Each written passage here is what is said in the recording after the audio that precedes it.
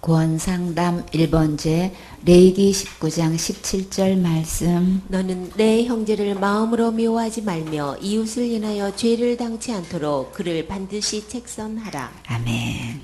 이웃이 잘못했을 때 야단치고 선한 일을 하도록 권면하지 않았다고 이것이 죄가 되어서 내가 그 죄값을 받아야 한다는 것이 정말 충격이지요.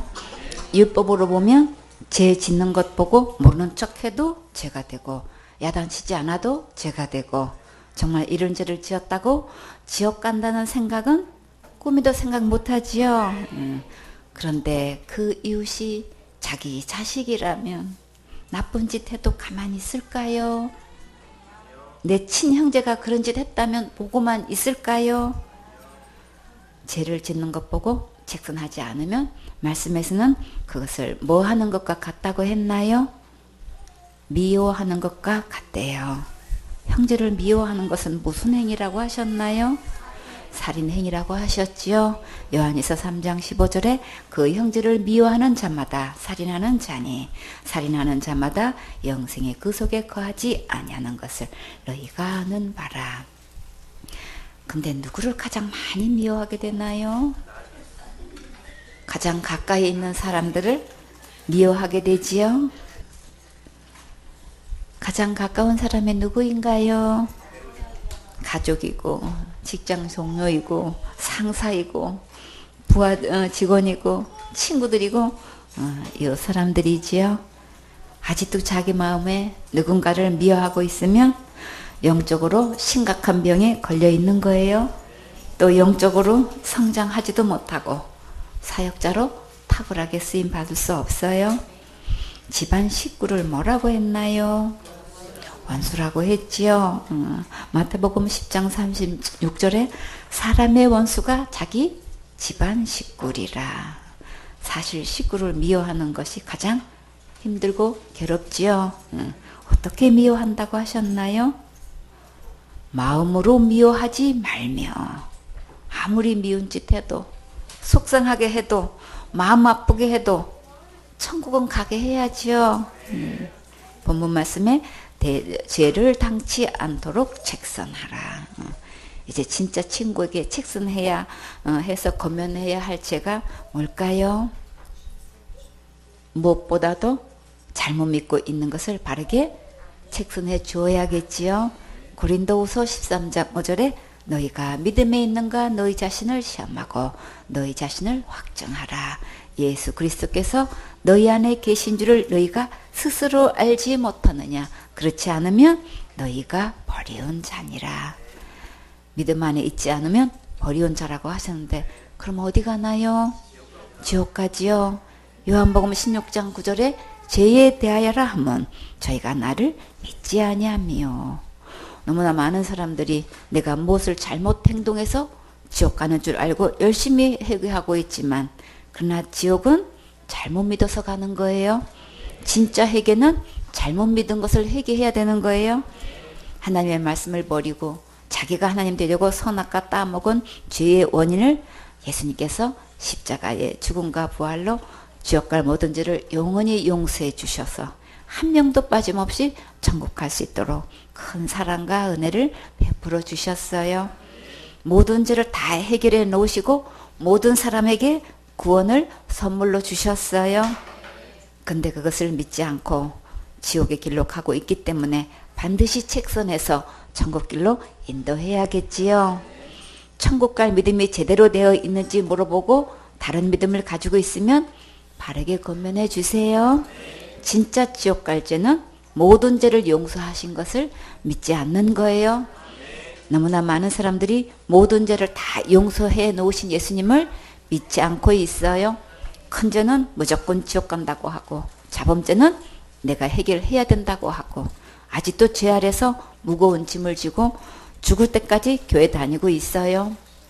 큰 교회이든 작은 교회이든 하나같이 예수님 믿는다고 하면서 지옥 갈 죄가 얼마나 많이 갖고 있는지. 예수님 믿는다고 하는 자나 안 믿는다고 하는 자나 죽으면 어디 가나요? 물으면 똑같이 지옥 가요. 지옥 간다고 하면 어떻게 되겠냐고요. 지옥 갈 영혼을 천국 가게 하는 곳이 교회라 해야 되는데 너무나 많은 교회가 교회 생명을 잃어버리고 그 수많은 영혼들을 천국으로 인도하지 못하고 있는 안타까운 사실이에요. 요한복음 3장 16절에 하나님이 세상을 이처럼 사랑하사 독생자를 주셨으니 이는 저를 믿는 자마다 멸망치 않고 영생을 얻게 하려 하심이니라.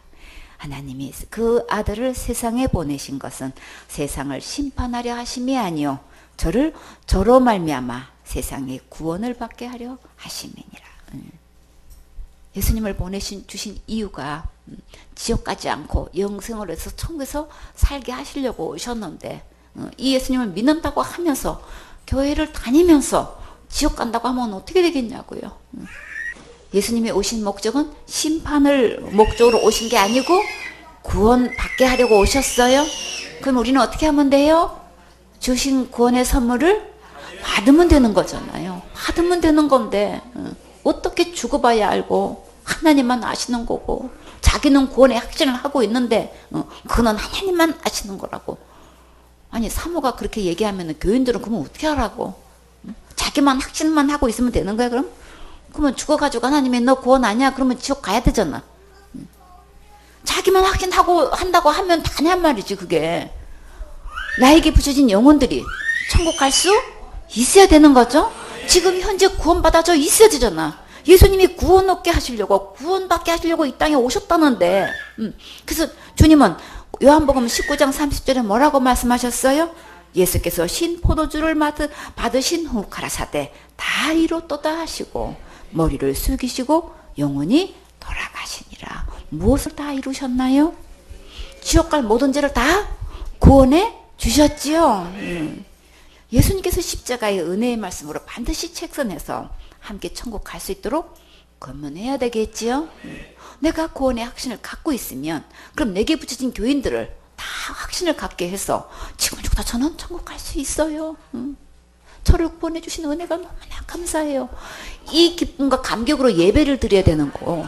그 감사로 다른 사람들한테 이 복음을 전해야 되는데 그건 하나님만 하시는 거라고 이러고 하고 그러면 교인들은 하나같이 지금 죽으면 지옥 가는지도 천국 가는지도 모르고 그렇게 함부로 구원받았다고 말하는 거 아니라고 이러고 지금 교인들이 돌아다니고 있는데 그러면 지금 자기는 구원받았다고 말할 수 없다는 얘기잖아요. 그러면 실제로 뭐예요? 나는 지금 구원 못 받았어요 그 소리잖아. 교인들이 한 명 있든 두 명 있든 나는 지금 죽어도 천국 갈 수 있습니다. 어떻게 해서 천국 갑니까? 예수님 때는 저는 천국 갈 수 있습니다. 이 말만큼은 해야 되죠. 그래서 천국은 가게 해야 되는 곳이 교회인데 아니 목사 사모가 나서가지고 그건 하나님만 하시는 거라고 함부로 얘기하면 안 되는 거라고 교만한 거라고 이런 식으로 얘기를 하면 그러면 교회 다니는 사람이나 안 다니는 사람이 뭐가 다를 게 뭐가 있느냐고. 하나같이 교회 다니면서도 예수님이 이렇게 해놓으신 거 다 이뤄놓으신 거 이거를 안 믿는단 말이지. 우리는 무엇보다도 책선해야 될 것. 그들의 믿음이 잘못됐으면 바르게 이야기해 주어야 되죠. 그 잘못된 믿음을 가지고 그대로 있으면 지옥 간다. 그러니까 진짜 예수님은 이미 우리가 태어나기 전 2000년 전에 지옥 갈 모든 죄를 다 용서해 놓으셨다. 그렇기 때문에 내가 지은 죄로 지옥 가는 것도 아니고 내가 선한 일을 한 것 갖고 천국 가는 것도 아니기 때문에 우리는 모든 죄를 다 용서해 놓으신 이 예수님의 은혜로 가는 거다. 이 예수님을 믿음으로 가는 거다. 이거 바르게 전해 주어야 되는 거죠. 이것만큼 우리는 책선해야 되잖아요. 지금은 세대가 험악해가지고 남의 죄를 간섭하면 도로 뭐예요? 가만히 있지 않죠? 어른이고 아이고 없어. 그냥 젊은 것이 그냥 어른이 훈계하면 대방 그냥 당신이 뭔데 그런다고 담임 선생님을 때리고 완전히 어른을 때리고 그냥 선생님을 때리고 이거는 도대체가 앞뒤가 하나도 없는 이 무지스 이렇게 지금 험악한 세상이라서 그냥 함부로 책선해 줄 수가 없는 분위기인 거예요. 몰매 안 맞으면 다 이긴 거야. 그렇죠? 학생들이 담배 피운다고 어른이 지나가서 한마디 하다가 당신이 뭔데 그러냐고 그냥 그 학생들이 몰려들어서 그 어른을 갖다가 그렇게 구타를 해가지고 병원에 입원하는 게 만들고 이게 지금 세상 분위기라서 이건 책선을 마음대로 할 수도 없어 그냥 도대체가. 그러나 우리는 정말 서로가 믿음을 책선해서 바르게 천국 갈 수 있도록 우리 복음을 전해줘야 되는 거죠. 레위기 19장 18절에 원수를 갚지 말며 동포를 원망하지 말며 이웃 사랑하기를 내 몸같이 하라. 나는 여호와니라. 원수를 친히 갚지 말라고 하셨는데 그러면 원수는 누가 갚아주시나요? 원수는 주님께서 다 갚아주신다고 약속하셨어요. 히브리서 10장 30절에 원수 갚는 것이 내게 있으니 내가 갚으리라 하시고 또다시 주께서 그의 백성을 심판하리라 말씀하신 것을 우리가 아노니, 주님께서 다 보고 계시고 갚아주시니까 낙심하지 마시고 절망하지 마세요. 절대 속상해하지 마시고 다투지 마세요. 해결사 되시는 예수님을 끝까지 바라보시고 불쌍히 여기는 마음으로 인내하세요. 손해본 것 있으면 더 많은 것으로, 더 좋은 것으로, 합력선으로, 전화위복으로 축복해 주셔요. 조금만 더 기다리시고 오직 사명만 붙잡고 앞만 보고 달려가세요. 주님께서 더 멋지고 더 아름답게 일해 주시고 갚아 주셔요. 영원한 상급으로 크게 보상해 주시니까 힘내세요. 미워하고 원망하는 것은 마음에 칼을 품는 것과 같아요. 마음에 칼을 품고 있으면 누가 제일 먼저 상처를 받나요?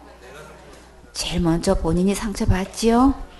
그래서 미워하면 온몸에 독을 품어내기 때문에 제일 먼저 마음과 몸이 지치고 힘들어져요. 그런데 내 힘으로 안 되는 이 문제들을 어떻게 하면 해결될까요? 예수님께 이 문제를 가지고 나와야지요. 근데 이 원수가 어디에 있나요? 마태복음 10장 36절에 사람의 원수가 자기 집안 식구리라. 원수가 구말리 장천에 있으면 안 보면 되지만 집안 식구이면 안 보고 싶어도 안 볼 수가 없지요. 보는 자체가 괴로우니까 아이들이 어려서부터 소원이 무엇인가요? 빨리 집을 떠나서 혼자 사는 게 소원이지요. 자취를 하든가 기숙사에 들어가서 혼자서 간섭 안 받고 살았으면 제일 좋겠지요. 그러나 자취해보면 집에 있는 게 얼마나 좋은지 또 알게 되지요. 부모 자식 간에 대화하지 않고 지내는 가정이 너무나 많아요. 부부가 서로 미워하다가 이혼하면 아이들은 큰 상처를 받고 인격적으로 받은 손상을 입게 되지요. 인격적으로 많은 손상을 입게 돼요. 그러면 우리는 어떻게 해야 될까요? 마태복음 5장 44절에 나는 너희에게 이르노니 너희 원수를 사랑하며 너희를 핍박하는 자를 위하여 기도하라. 어떻게 원수를 사랑할 수 있을까요? 어떻게 나를 몹시 괴롭히는 자를 위해 기도할 수 있을까요? 누가복음 6장 35절에 오직 너희는 원수를 사랑하고 선대하며 아무것도 바라지 말고 빌리라. 그리하면 너희 상이 클 것이요 또 지극히 높으신 이의 아들이 되리니 그는 은혜를 모르는 자와 악한 자에게도 인자로우시니라. 원수에게 어질고 자애로운 마음으로 좋게 대하여 주고 친절을 베풀며 선한 말을 하고 잘해주면 큰 상을 받게 되고 지극히 높으신 하나님의 아들로 인정받고 칭찬도 받게 돼요. 하나님은 은혜를 모르는 자와 악한 자에게도 인자로운 분이시라서 이렇게 해주기를 원하셔요. 그러면 원수를 더 사랑해서 이렇게 하라고 하실까요? 원수를 사랑하신 것도 맞지만 나를 사랑하셔서 이렇게 하라고 하시는 거예요. 그런데 사실 그 원수가 나라면 주님의 이 사랑이 절대적으로 필요하지요. 이렇게 원수를 사랑하면 나는 상 받고 원수는 하나님께서 갚아주셔요. 로마서 12장 19절에 내 사랑하는 자들아 너희가 친히 원수를 갚지 말고 진노하심에 맡기라. 기록되었을 때 원수 갚는 것이 내게 있으니 내가 갚으리라고 주께서 말씀하시니라. 내 사랑하는 자들이라고 분명히 말씀하셨지요. 나를 사랑하셔서 친히 원수를 갚지 말고 이렇게 진노하심에 맡기라고 하시는 거예요. 신명기 32장 35절에 보수는 내 것이라. 복수하는 걸 말해요. 원수 갚는 것, 안 갚으면 하는 것. 그들의 실족할 때 그때에 갚으리로다. 그들의 환난의 날이 가까우니 당할 그 일이 속히 임하리로다. 원수 갚는 것을 맡겼어도 너무 더디다고 생각이 들지요. 그러나 주님은 속히 임하셔서 나에게 가장 좋게 갚아주신다고 하셨어요. 참지 못하고 내가 친히 원수를 갚으려고 하면 더 큰 상처만 남게 되고 더 악화될 뿐이지요. 로마서 12장 20절에 내 원수가 줄이거든 먹이고 목마르거든 마시오라. 그리함으로 네가 숯불을 그 머리에 쌓아 놓으리라. 이렇게 하면 자신이 해온 일을 생각하고 부끄러워하게 된다는 거예요. 이렇게 하면 주님은 완전히 내 편이 되셔서 적극적으로 일해 주셔요. 주님은 내 편, 항상 내 편, 영원한 내 편. 잠언 25장 21절에 내 원수가 배고파 하거든 식물을 먹이고 목말라 하거든 물을 마시오라. 그리하는 것은 핀 수추로 그의 머리에 놓은 것과 일반이요 여호와께서는 내게 상을 주시리라. 밥 꼬박꼬박 차려주고 마실 것도 과일도 사다 놓고 먹게 해주세요. 그러면 하나님께서 내게 가장 좋은 것으로 큰 상으로 보상해 주셔요. 로마서 12장 21절에 악에게 지지 말고 선으로 악을 이기라. 형제를 미워하지도 말고 원수를 갚지도 말고 오히려 그가 필요한 것을 보면 다 해주라고 하셨는데 이것은 곧 누구를 사랑하시는 것이실까요? 누구보다도 나를 깊이 사랑하셔서 하시는 말씀이에요. 본문 말씀에 내 이웃 사랑하기를 내 몸과 같이 하라고 하셨는데 첫째는 누구를 사랑하라고 하셨나요? 하나님 사랑이지요. 마가복음 12장 28절에 서기관 중 한 사람이 저희의 변론하는 것을 듣고 예수께서 대답 잘 하시는 줄을 알고 나와 묻되 모든 계명 중에 첫째가 무엇이니까? 예수께서 대답하시되 첫째는 이것이니 이스라엘아 들어라. 주 곧 우리 하나님은 유일한 주시라. 예수님께서 우리 하나님이라고 하셨네요. 우리 하나님으로 이렇게 표현하셨어요. 유일하신 주는 오직 한 분뿐이시라는 뜻이에요. 그러면 누구실까요? 예수님께서 오직 유일하신 하나님이시지요. 마가복음 10장 30절에 내 마음을 다하고 목숨을 다하고 뜻을 다하고 힘을 다하여 주 너의 하나님을 사랑하라 하신 것이요. 왜 하나님을 첫 번째로 사랑하라고 하셨을까요? 하나님께서 우리를 제일 첫 번째로 사랑하시니까. 하나님께서 우리를 누구의 형상과 누구의 모양대로 만드셨나요? 하나님의 형상과 하나님의 모양대로 우리를 만드셨지요. 창세기 1장 26절에 하나님이 가라사대 우리의 형상을 따라 우리의 모양대로 우리가 사람을 만들고 그로 바다의 고기와 공중의 새와 육축과 온 땅과 땅에 기는 모든 것을 다스리게 하자 하시고 하나님께서 우주 만물과 에덴 동산을 창설하시고 이것을 아담에게 다스리도록 하셨어요. 그러면 우리의 레벨은 누구와 교제해야 될까요? 하나님과 해야 되죠.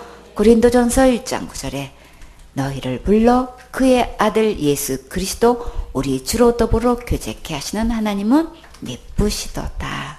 하나님과 교제하게 하는 게 어떻게 하는 거예요? 예배 드리는 거지요. 삶 속에서 하나님을 최우선순위에 놓고 주님의 뜻대로 순종하며 따를 때 진정한 교제가 이루어져요. 예배 성공하면 인생 성공하는 것이고 예배 성공하면 인생 행복한 거예요.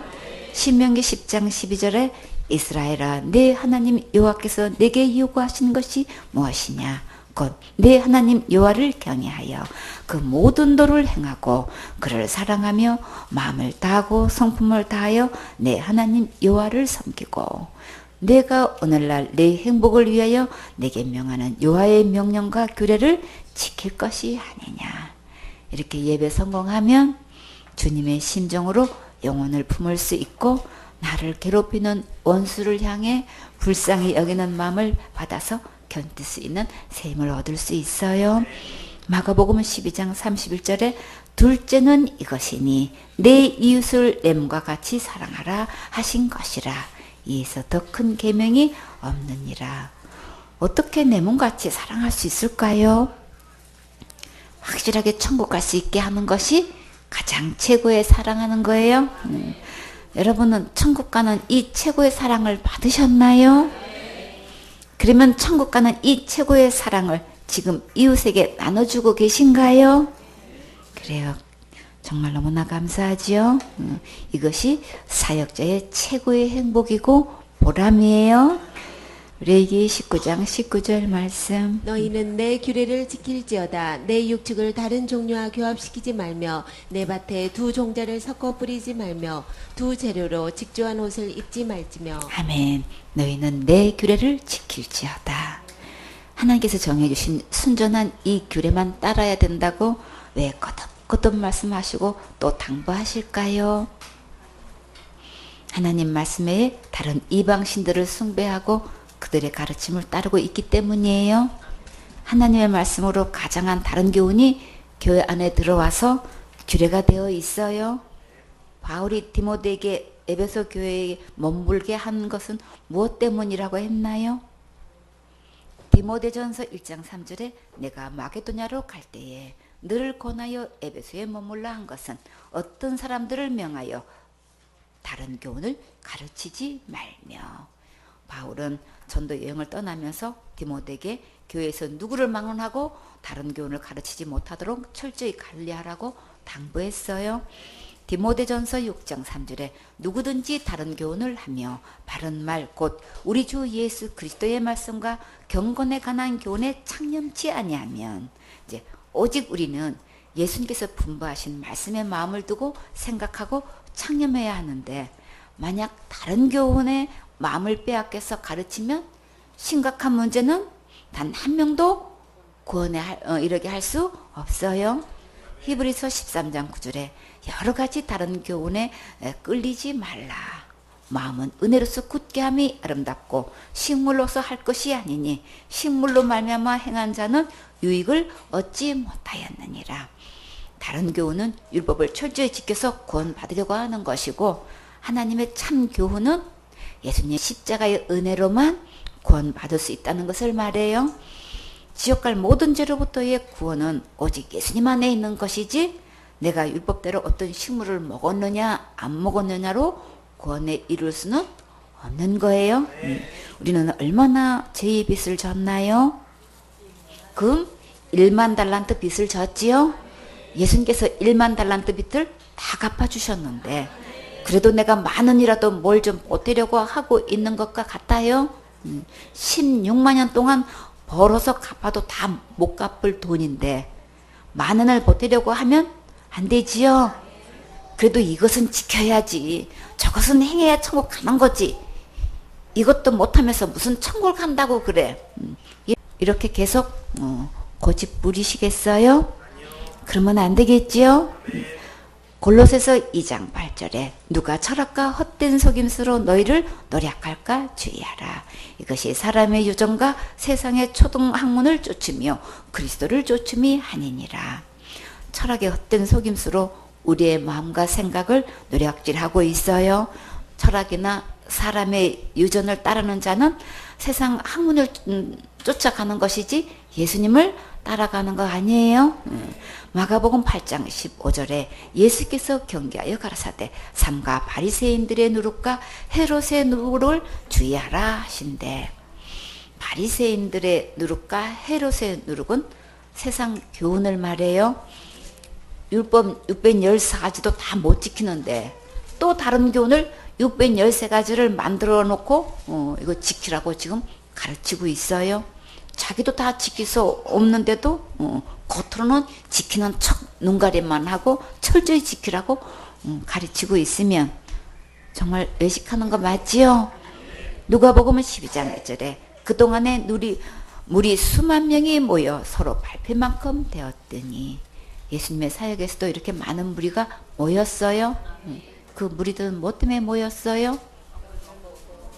병 고치고 기적을 행하고 오병이의 기적을 행해서 떡을 배불리 먹으니까 이제 예수님을 임금 삼으려고 막 쫓아다니죠. 아주 결사적으로 따라다닌다고요. 그렇게 해서 수만 명이 모여서 아주 서로 밟힐 만큼 모여. 근데 주님은 그 무리에 치심치 않고 제자들에게 무엇을 당부했나요? 예수께서 먼저 제자들에게 말씀하여 가사대, 우리는 숫자에 다 넘어가기 때문에 아주 그 외모에 우리는 다 약해져 있어요. 막 엄청 많이 막 밟힐 만큼 사람들이 모이니까 엄청 뭐가 되는 것 같아. 굉장히 힘을 얻죠. 그 무리 중에서. 그러나 주님은 제자들을 가까이 놓고 더욱더 신신당부를 하는 거예요. 바리새인들의 누룩 곧 외식을 주의하라. 교인 숫자가 많을수록 더욱 조심할 것은 다른 교원들이 교회 안에 들어가지 못하도록 관리해야 되는 거예요.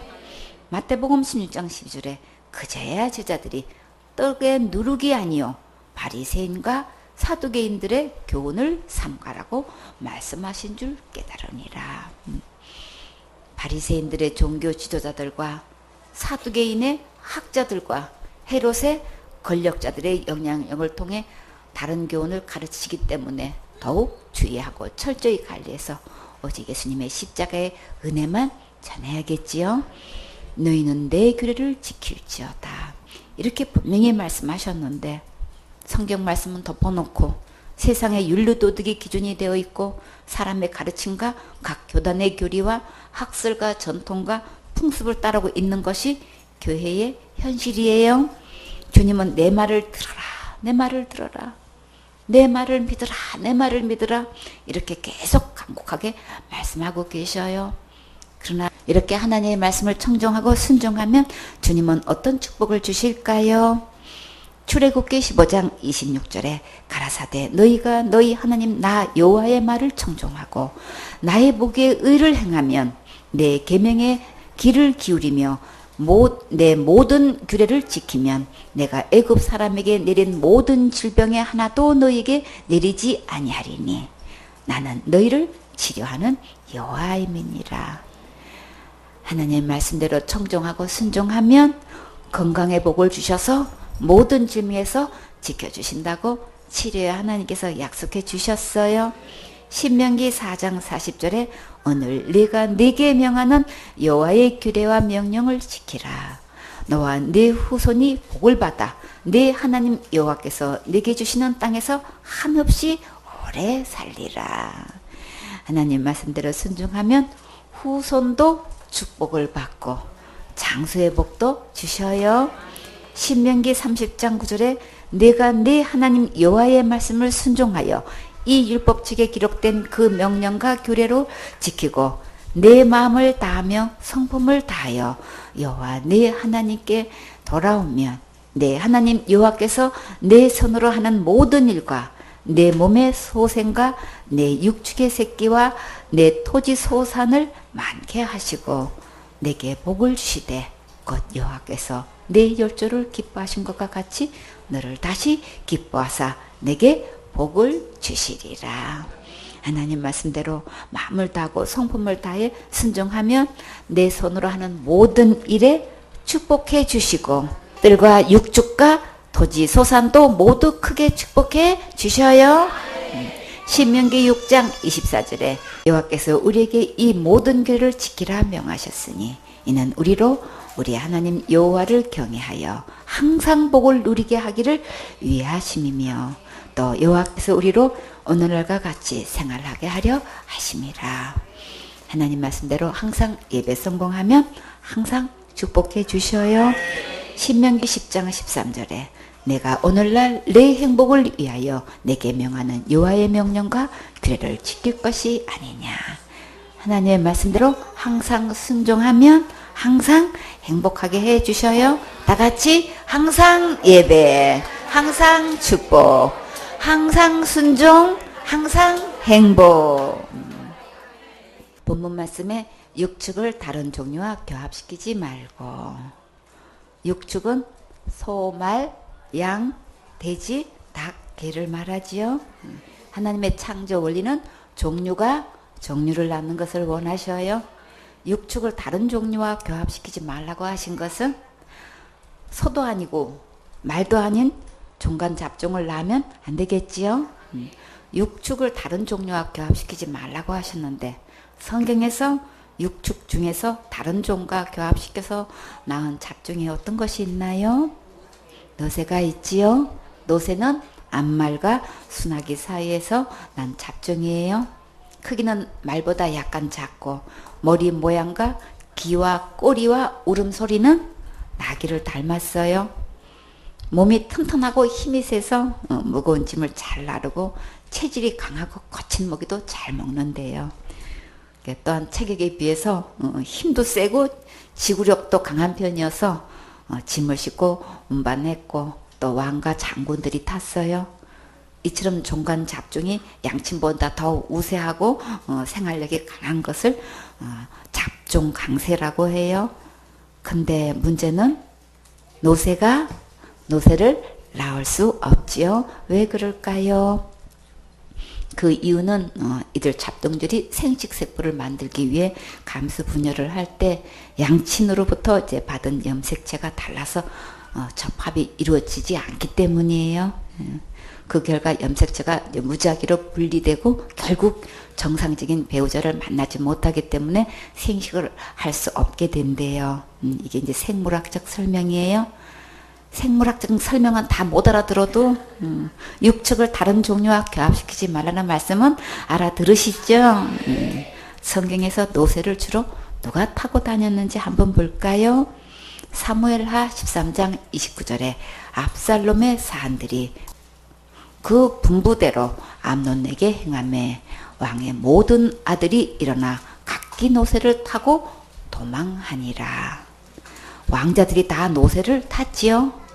압살롬이 지금 암논을 죽였을 때에 그걸 보고 놀래서 이제 다윗의 아들들이 다 지금 놀래가지고 노새를 타고 지금 도망갔다라는 걸 보면 왕자들이 다 이렇게 노새를 탄 걸 볼 수 있어요. 사무엘하 18장 9절에 압살롬이 다윗의 신복과 마주치니라.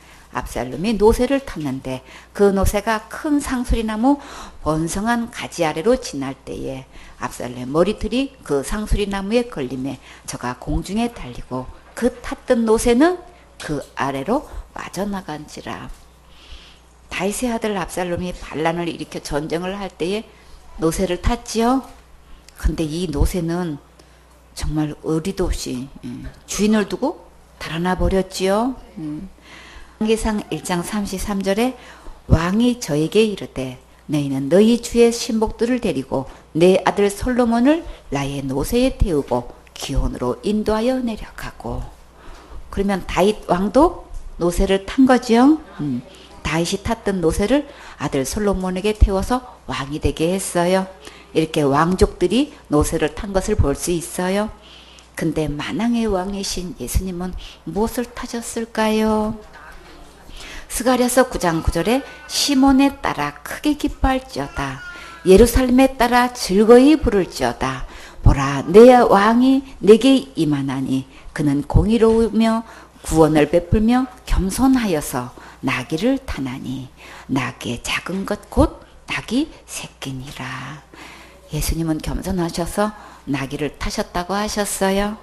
그러면 노새를 타는 것은 이 말씀에 의하면 어디에 속한 자인가요? 겸손한 자 반대는 교만한 자예요. 말씀대로 하지 않는 것은 다 악이에요. 하나님께서 분명히 육축을 다른 종류와 교합시키지 말라고 하셨는데 창세기에 보면 하나님은 처음부터 모든 생물을 어떻게 창조하셨나요? 창세기 1장 21절에 하나님이 큰 물고기와 물에서 번성하여 움직이는 모든 생물을 그 종류대로 날개 있는 모든 새를 그 종류대로 창조하시니 하나님이 보시기에 좋았더라. 누가 뭐라 해도 하나님 말씀대로 순종할 때 하나님 보시기에 가장 아름다운 거예요. 본문 말씀에 내 밭에 두 종자를 섞어 뿌리지 말며. 창세기 1장 12절에 땅이 풀과 각지 종류대로 씨 맺는 채소와 각기 종류대로 씨 가진 열매를 맺는 나무를 내니 하나님의 보시기에 좋았더라. 나무와 채소와 풀이 각기 종류대로 열매 맺는 것을 하나님께서 가장 아름답게 보셔요. 신명기 22장 9절에 내 포도원에 두 종자를 섞어 뿌리지 말라. 그리하면 내가 뿌린 씨의 열매와 포도원의 소산이 빼앗김이 될까 하노라. 포도원에는 포도만 심어야 하는데 만약 다른 종자를 섞어 뿌리면 소산을 누구에게 다 빼앗길까요? 이 말씀을 현대 성경으로 보면은 여러분은 포도원에 다른 씨앗을 섞어서 뿌리지 마십시오. 그렇게 부정타는 농사를 지으면 포도와 씨 뿌린 작물이 모두 부정을 타서 아무나 먹을 수 없습니다. 그런 것은 모조리 성소의 제사장들이 차지하게 됩니다. 그러면 누가 가져가는 거예요? 제사장들이 그거 다 농사 지은 거 소출할 때 다 가져간대요. 포도고 곡물이고 다 거기다 심은 거 다 가져간대요. 또 현대인의 성경에 보면 여러분은 포도원에 다른 작물을 재배하지 마십시오. 만일 그렇게 하면 여러분이 그 작물과 포도를 다 제사장에게 압수당할 것입니다. 맞죠? 또 세번역 성경에 보면은 당신들은 포도나무 사이사이에 다른 씨를 뿌리지 마십시오. 그렇게 하면 씨를 뿌려서 거둔 곡식도 포도도 성물이 되어 먹지 못합니다. 포도고 뭐고 다 지금 제사장들이 다 가져가서 이제 그때부터는 성물이 되어 버리는 거예요. 내 밭에 두 종자를 섞어 뿌리지 말라고 하셨는데 뿌리는 날에는 소산을 다 거둬 간다고 했어요. 밭에는 길가밭, 돌짝밭, 가시밭, 옥토밭이 있어요. 우리의 마음밭에는 어떤 밭이 되어야 할까요? 옥토밭이 되어 있어야 말씀을 듣고 받아서 30배, 60배, 100배의 결실을 맺지요. 마가복음 4장 13절에 또 가라사대 너희가 이 비유를 알지 못할진대 어떻게 모두 비유를 알겠느냐. 씨를 뿌리는 자는 말씀을 뿌리는 것이라. 말씀이 길가에 뿌렸다는 것은 이들이니 곧 말씀을 들을 때에 사단이 즉시 와서 저에게 뿌리온 말씀을 빼앗는 것이요. 마음에 다른 교훈으로 가득 들어 있으면 하나님의 말씀이 담기지 않고 마귀가 다 빼앗아 가요. 겸손한 마음으로 모든 고정관념을 깨고 하나님의 말씀에 아멘하여 깊이 기경하셔야겠지요. 16절에 또 이와 같이 돌밭에 뿌렸다는 것은 이들이니 곧 말씀을 들을 때 즉시 기쁨으로 받으나 그 속에 뿌리가 없어 잠깐 견디다가 말씀을 인하여 환난이나 핍박이 일어날 때에는 곧 넘어지는 자요. 다른 교리들로 가득 들어있으면 하나님 말씀이 뿌리 내리지 못해요. 지금까지 말씀대로 믿지 않고 잘못 믿고 있는 것들은 다 버려야 말씀이 뿌리 내릴 수 있어요. 많은 사람들이 어떻게 믿고 있어요? 큰 죄 지으면 지옥 가요. 자살죄 지으면 무조건 지옥 가요. 이게 모든 교단을 초월해서 교회 다니는 사람이나 안 다니는 사람이나 예수 믿는다고 하는 사람이나 안 믿는 사람이나 이거는 똑같이 대답을 해. 이런 것들이 꽉 들어있으면 말씀이 들어갈 자리가 없어요. 뿌리 내리지를 못한단 말이에요. 이런 것들이 다 내어버려져야 되는 거죠. 18절에 또 어떤 이는 가시들기에 뿌리오는 자니 이들은 말씀을 듣되 세상의 염려와 재리의 유혹과 기타 욕심이 들어와 말씀을 막아 교실지 못하게 하는 자요. 마음에 돈 버는 데만 온통 관심이 갖고 있으면 말씀이 잘 자라지 못하고 열매 맺지 못해요. 20절에 좋은 땅에 뿌렸다는 것은 곧 말씀을 듣고 받아 30배와 60배와 100배의 결실을 하는 자니라. 하나님의 말씀을 마음으로 받아 아멘하고 다른 것들을 다 내어버리면 아름답게 열매를 맺을 수 있어요. 옥토밭에는 어떤 열매가 맺힐까요? 로마서 6장 22절에 그러나 이제는 너희가 죄에게서 해방되고 하나님께 종이 되어 거룩함에 이르는 열매를 얻었으니 이 마지막은 영생이라. 죄의 싹은 사망이요 하나님의 은사는 그리스도 예수 우리 주 안에 있는 영생이니라. 옥토밭에는 구원의 열매, 제사함의 열매, 거룩한 열매, 영생의 열매가 맺혀요. 우리 마음에 오직 하나님의 말씀만 받고 세상 교훈이 들어오지 못하도록 철저한 관리가 필요해요.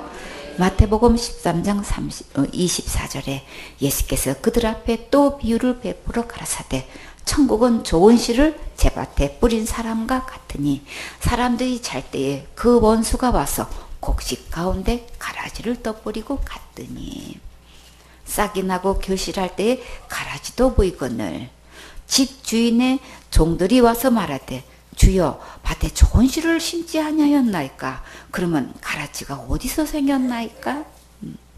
서울교회에서 생명의 말씀 예수님의 십자가의 은혜의 복음만 전하는데 누가 가라지를 뿌릴까요? 28절에 주인이 가로되 원수가 이렇게 하였구나. 종들이 말하되 그러면 우리가 가서 이것을 뽑기를 원하시나이까? 주인이 가로되 가만두어라. 가라지를 뽑다가 곡식까지 뽑을까 염려하노라. 세상에 가라지를 뽑아내야 하는 것이 맞는데 가라지를 뽑다가 곡식이 뽑힐까봐 그렇지요.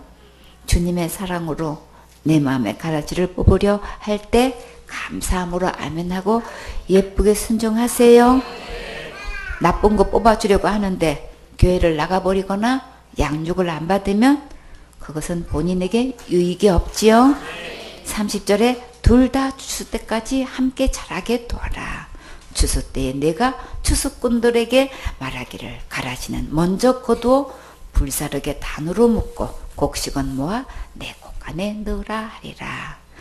가라지는 결국 불에 타버리게 되고 오직 하나님 말씀대로 순종한 것만 상급으로 남게 돼요. 다른 복음과 사상과 문화가 들어와서 마음과 시간과 물질을 빼앗아 가지 않도록 잘 관리해야겠지요. 오직 우리의 마음 밭에는 어떤 씨앗이 뿌려져야 될까요? 베드로전서 1장 23절에 너희가 거듭난 것이 썩어질 씨로 된 것이 아니요 썩지 아니할 씨로 된 것이니 하나님의 살아있고 항상 있는 말씀으로 되었느니라. 말씀이 곧 누구신가요? 예수님이시지요.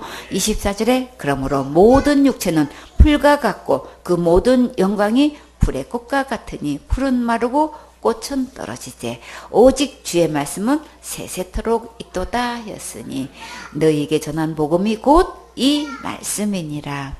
말씀이 곧 복음이고 복음이 곧 예수님이세요. 오직 예수님의 생명으로만 거듭날 수 있고 천국 갈 수 있어요. 로마서 1장 17절에 복음에는 하나님의 의가 나타나서 믿음으로 믿음에 이르게 하나니 기록된 바 오직 의는 믿음으로 말미암아 살리라 함과 같으니라. 우리의 의로 천국 갈 수 있는 자는 아무도 없어요. 오직 천국은 예수님의 의로 가는 거예요. 이것을 믿으면 누구나 천국 갈 수 있어서 복음이에요.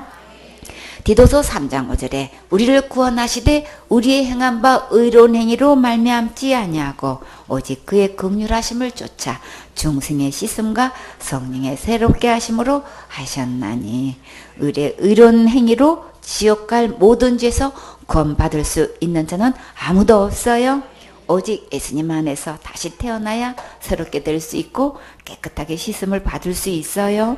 갈라디아 2장 16절에 사람이 의롭게 되는 것은 율법의 행위에서 난 것이 아니요 오직 예수 그리스도를 믿음으로 말미암는 줄 아는 거로 우리도 그리스도 예수를 믿나니 이는 우리가 율법의 행위에서 아니고 그리스도를 믿음으로써 의롭담을 얻으려 함이라. 율법의 행위로서는 의롭담을 얻을 육체가 없느니라. 율법을 아무리 철저히 지킨다고 해도 하나님만큼 이렇게 될 수는 없지요. 오직 예수님께서 지옥 갈 내 모든 죄를 영원히 용서하신 것을 믿을 때만 의롭담을 받을 수 있어요.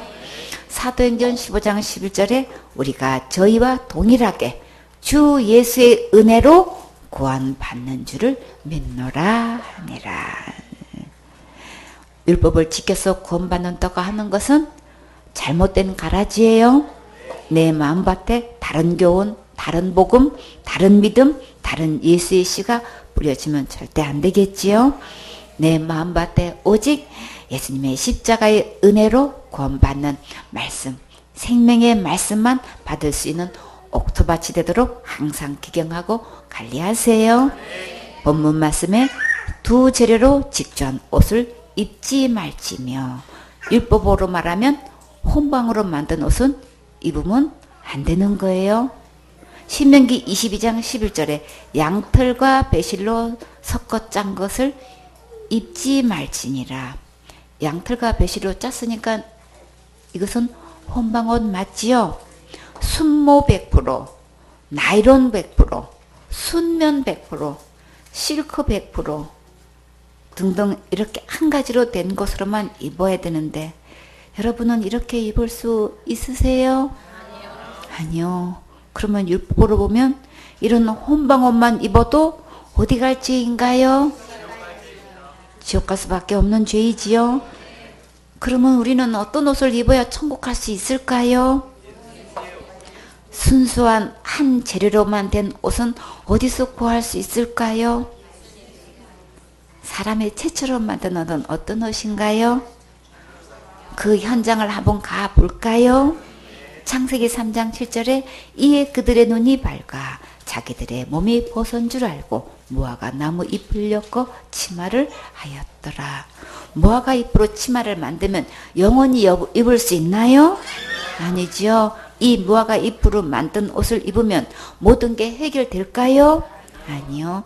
8절에 그들이 날이 서늘할 때에 동산에 거니시는 여호와 하나님의 음성을 듣고 아담과 그 아내가 여호와 하나님의 낯을 피하여 동산 나무에 숨은지라.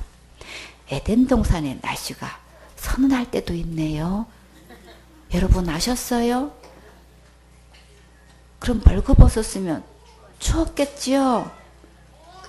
어떻게 견뎠을까요? 9절에 여호와 하나님이 아담을 부르시며 그에게 이르시되 네가 어디 있느냐? 지금도 하나님께서 우리를 찾아오셔서 구원의 선물을 주시려고 부르고 계셔요. 예쁘게 대답하고 나와야겠지요. 10절에 가로되 내가 동산에서 하나님의 소리를 듣고 내가 벗었으므로 두려워하여 숨었나이다. 아담과 하와가 선악과를 먹고 나타난 증상은 자기가 벗은 것을 보았을 때 두려움이 들었어요. 근데 아담과 하와는 처음부터 벗었는데 어떻게 해서 이제 벗은 것을 보고 두려워했을까요? 창세기 2장 25절에 아담과 그 아내 두 사람이 벌거벗었으나 부끄러워 아니하니라. 창세기 3장 11절에 보면 가라사대 누가 너의 벗음을 내게 고하였느냐? 내가 너더러 먹지 말라 명한 그 나무 씨가를 내가 먹었느냐?